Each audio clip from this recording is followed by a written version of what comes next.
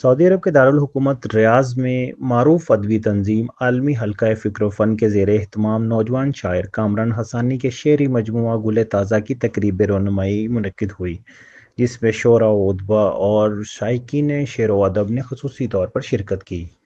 سعودی عرب کے دارالحکومت ریاض میں ہونے والی اس تقریب کی صدارت معروف شاعر اور ادیب سید طیب رضا کاظمی، جبکہ مہمان خصوصی سفارتخانہ پاکستان کے کونسلر توصیف خاور تھے۔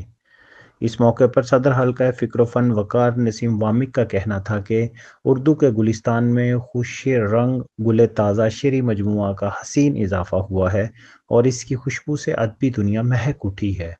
ڈاکٹر طارق عزیز نے کامران حسانی کو نوجوانوں کا نمائندہ شاعر قرار دیا، جبکہ پروفیسر گوہر رفیق کا کہنا تھا کہ کامران حسانی کی شاعری میں موضوعات کی وسعت ہے۔ مہمان خصوصی توصیف خاور نے نوجوان شاعر کامران حسانی کو مبارکباد پیش کرتے ہوئے کہا کہ شاعر اور ادیب ملک و قوم کا اثاثہ ہوتے ہیں۔ عالمی حلقہ فکر و فن کے شعر و ادب کی ترویج کے لیے کاوشیں لائق تسخین ہیں۔ سید طیب رضا کاظمی نے اپنے صدارتی خطبے میں کہا کہ کتاب کی تخلیق ایک مشکل مرحلہ ہے، جس کامیابی سے کامران حسانی نے یہ منزل طے کی ہے وہ قابل قدر ہے۔ اس موقع پر کامران حسانی نے سب کا شکریہ ادا کیا اور اپنا منتخب کلام بھی پڑھ کے سنایا۔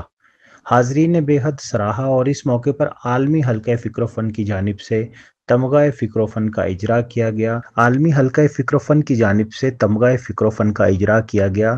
شعبہ صحافت میں گراں قدر خدمات اور پاکستانی کمیونٹی کے لیے بیش قیمت خدمات پر ذکیر احمد بھٹی اور پہچان پاکستان کو تمغہ فکر و فن برائے صحافت سے نوازا گیا، جبکہ ادب کے شعبے میں کامران حسانی کو تمغہ فکر و فن سے نوازا گیا۔ تقریب میں دیگر مقررین میں قاضی اسحاق میمن، احسن عباسی، امین تاجر، جویریہ اسد نمایاں تھے۔ حمزہ عباس، 49 نیوز، ریاض، سعودی عرب۔